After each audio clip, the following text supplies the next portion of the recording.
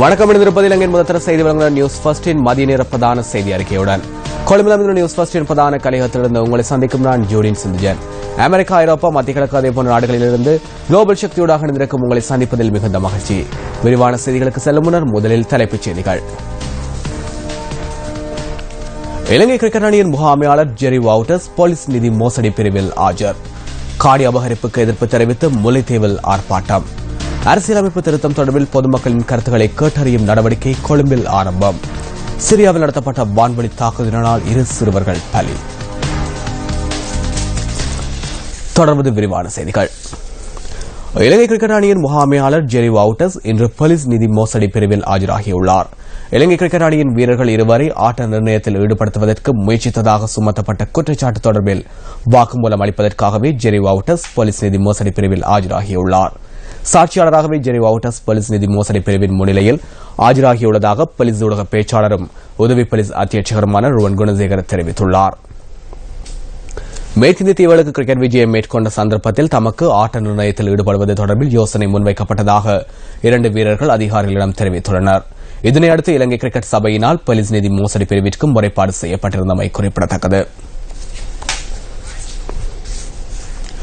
அரசியலமைப்பு திருத்தம் தொடர்பில் பொதுமக்களின் கருத்துக்களை கேட்டறியும் நடவடிக்கை கொழும்பு மாவட்டத்தில் இன்றும் முன்னெடுக்கப்பட்டு வருகின்றது. இதற்கமைய கொழும்பு மாவட்டத்தின் மக்களின் கருத்துக்களை வினவும் அமர்வை இன்று முதல் 22ஆம் தேதி வரை நடாத்தவுள்ளதாக அரசியலமைப்பு திருத்தங்களுக்கான மக்கள் கருத்துக்களை கேட்டறியும் குழுவின் தலைவர் லால் விஜயநாயக்க குறிப்பிட்டுள்ளார்.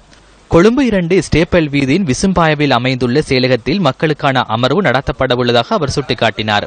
இந்த அமர்வின் போது அரசியலமைப்பு திருத்தங்களுக்கான தங்களின் கருத்துக்கள் மற்றும் யோசனைகளை முன்வைக்குமாறு மக்கள் கருத்துக்களை கேட்டறியும் குழு அழைப்பு விடுத்துள்ளது.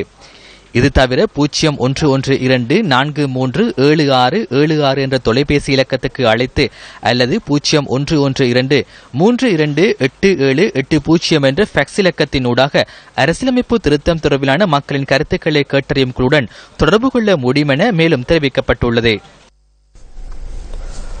மட்டக்களப்பு மாவளந்துறை விக்னேஸ்வரா வித்தியாலயத்திற்கு அதிபர் இன்மையை கண்டித்து இன்று முற்பகல் ஆர்ப்பாட்டம் ஒன்று முன்னெடுக்கப்பட்டது. மக்களை ஏமாற்ற இயலாது. இந்த மாவளந்துறையை ஏமாத்தின காரம் போயிட்டு அதனுடைய முழு மக்களையும் இந்த ஆர்ப்பாட்டம் ஆரையம்பதி மாவிளந்துறை விக்னேஸ்வர வித்தியாலயத்திற்கு முன்பாக இடம்பெற்றது.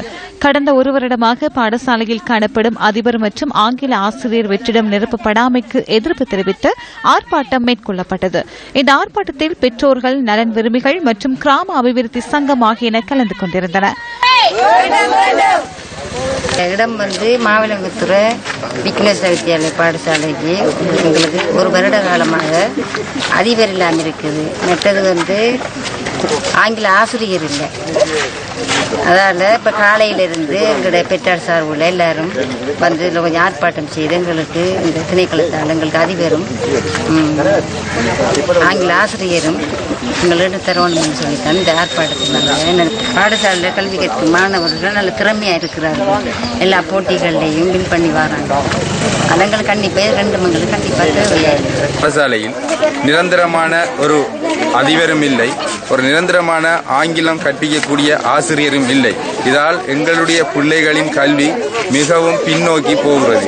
காரணம், இந்த ஏழைகளின் கல்வியில் விளையாடுவது அவ்வளவு நல்லதல்ல. எனவே சம்பந்தப்பட்ட அதிகாரிகள் இதை கவனத்தில் கொண்டு எங்களுடைய இந்த பாடசாலைக்கு நிரந்தர அதிபரும் நிரந்தர ஆசிரியரும் நியமித்து தருமாறு உங்களை பணிவுடன் கேட்டுக்கொள்கிறோம். 400 குடும்பங்கள் இதில் வசிக்கின்றார்கள். இலங்கை சுதந்திரம் அடைஞ்ச காலத்துக்கும் ஆர்ப்பாட்டம் நடைபெற்ற இடத்திற்கு வருகை தந்த மட்டக்களப்பு வலய கல்வி பணிப்பாளர் வழங்கிய உறுதிமொழியை அடுத்து ஆர்ப்பாட்டம் கைவிடப்பட்டது.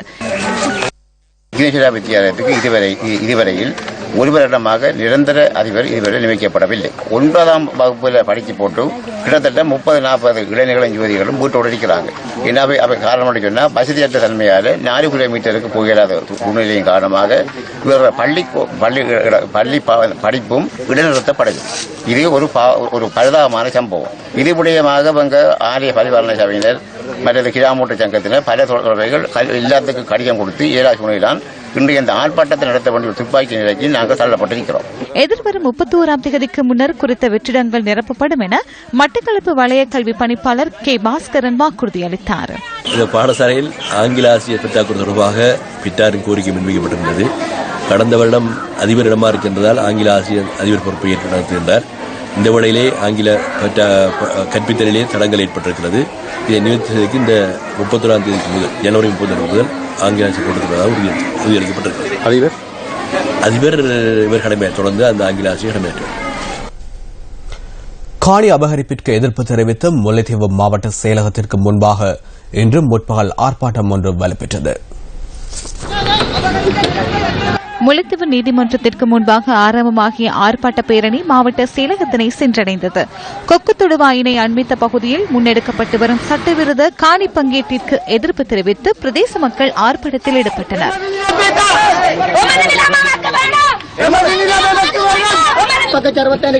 எங்களுக்கு 2 ஏக்கர் அங்க தோட்ட காணிக்கு கூட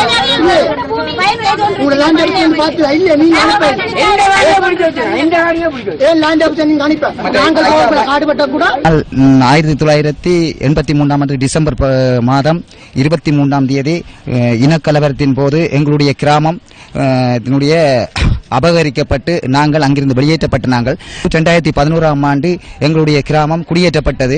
இது 29 ஆண்டுகளாக அதி உயர் பாதுகாப்பு வலயமாக பிரகடனப்படுத்தப்பட்ட இடம். இது எங்களுடைய பூர்வீக வயல் நிலங்கள் அந்த வெளியோயா பகுதிக்குள் இருக்கிறது. அந்த முந்திரிய குளம் என்ற இடத்திற்கு ஜனகபுரம் என்றும் பல பெயர்கள் மாற்றப்பட்டு இன்றைக்கு அந்த நிலங்கள் எல்லாம் அபகரிக்கப்பட்டு நாங்கள் ஒரு மிக மிக மோசமான பஞ்சமான நிலைக்கு தள்ளப்பட்டிருக்கிறோம்.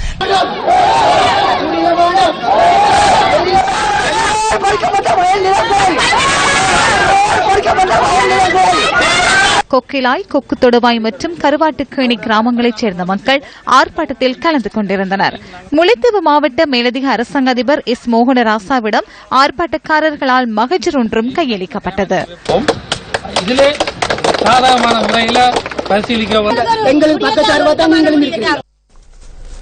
இது தொடர்பில் முல்லைத்தீவு மாவட்ட மேலதிக அரசாங்க அதிபர் எஸ் மோகனராசாவிடம் நாம் வினவினோம்.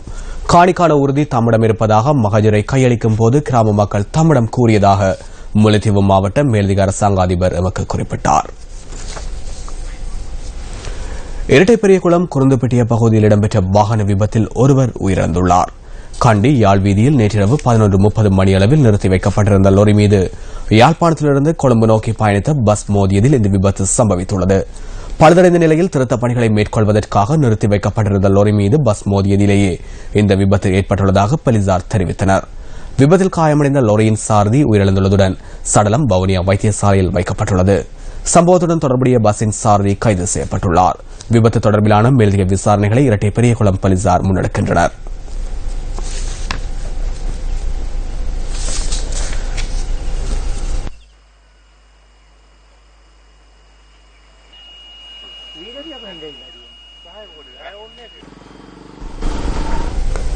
தெமடகொட பகுதியில் இடம்பெற்ற வாகன விபத்தில் உயிரிழந்த பெண் மற்றும் சிறுமியின் சடலம் நேற்றிரவு வீட்டிற்கு எடுத்துச் செல்லப்பட்டது.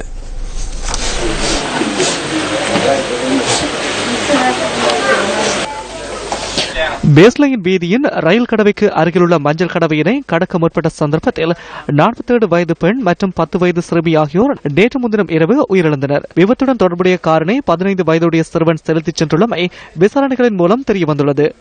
இந்த சம்பவத்துடன் தொடர்புடைய சந்தேக நபர்களான 15 வயது சிறுவன் மற்றும் அவனது தாயார் ஆகியோர் நேற்று கொழும்பு மாவட்ட நீதிமன்றத்தில் ஆஜர்படுத்தப்பட்டதை அடுத்து அவர்களை விளக்கமறியலில் வைக்குமாறு உத்தரவிடப்பட்டது. சந்தேக நபரான பெண்ணை ஜனவரி 25ஆம் தேதி வரையும், சிறுவனை ஜனவரி 29ஆம் தேதி வரையும் விளக்கமறியலில் வைக்குமாறு நீதிவான் உத்தரவிட்டார்.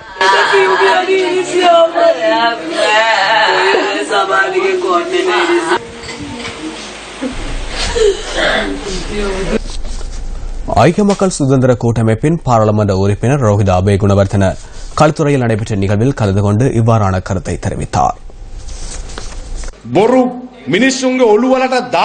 பொய்களை மக்களுக்கு கூறி மக்களை மூளைச்சலவை செய்து கொள்ளையர்கள் என கூறினர். அவ்வாறு கொள்ளையடிக்கப்பட்டிருந்தால் திருடப்பட்டவை இந்த வருடமாவது மீதமாக இருக்க வேண்டாமா? அதிகரிக்கப்பட்ட பருப்பு, அரிசி, பச்சை மிளகாய் ஆகியவற்றின் விலையை குறைப்பதற்கு அது போதாதா?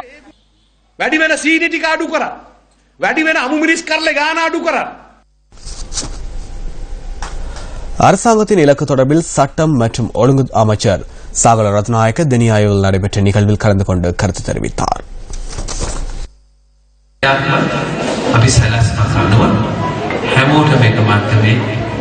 அனைத்தினையும் நாங்கள் திட்டமிட்டபடி அனைவருக்கும் ஒரே மட்டத்தில் வாழ்க்கை தரத்தினை எதிர்காலத்தில் உருவாக்குவதற்கான செயற்திட்டங்களை முன்னெடுத்து வருகின்றோம். எங்களது எதிர்பார்ப்பு எங்களை உருவாக்குவதல்ல, அது எங்களது தலைவர்களது எதிர்பார்ப்பும் அல்ல. கிராமத்தில் உள்ள சிறுவர்களுக்கான சிறந்த எதிர்காலத்தை உருவாக்குவதே எமது எதிர்பார்ப்பாகும். அனைவரும் சமூகத்தில் நியாயமான முறையில் வாழ்வதற்கான நம்பிக்கையை ஏற்படுத்த வேண்டும். எனினும் அதனை திசை திருப்புவதற்கு பலரும் முயற்சிக்கின்றனர். நாங்கள் அதற்கு முகம் கொடுப்போம்.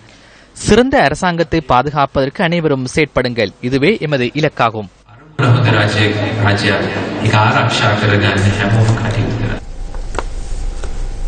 ஹேட்டன் போலீஸ் பிரிவிற்குட்பட்ட வனராஜா தோட்டத்தின் மரவளர்ப்பு பிரதேசத்தில் நேற்று மாலை பரவிய தீயினால் டிகோயா ஆற்றின் நீர் மாசடைந்துள்ளதாக தெரிவிக்கப்படுகிறது. இதனால் ஹாசல்டி நீர்த்தேக்கத்திற்கு நீரை வழங்கும் டிகோயா ஆற்றின் சரிவில் அமைந்துள்ள இந்த பிரதேசத்தில் ஏற்பட்ட தீயினால் டிகோயா ஆற்றின் நீர் மாசடைந்துள்ளதாக எமது பிராந்திய செய்தியாளர் தெரிவிக்கின்றார்.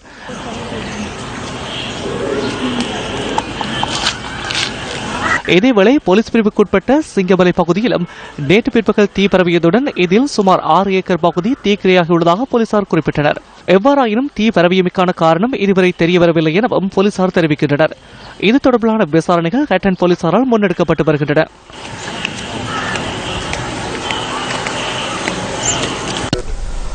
அந்த தகவலுடன் நியூஸ் ஃபர்ஸ்டின் இன்றைய தினத்திற்கான மதிய நேர பிரதான செய்தி அறிக்கை நிறைவடைகிறது. நியூஸ் ஃபர்ஸ்டின் பிரதான செய்தி அறிக்கையை 8 மணிக்கும் மணித்தியாளர் செய்தி 25க்கு பாருங்கள். வணக்கம்.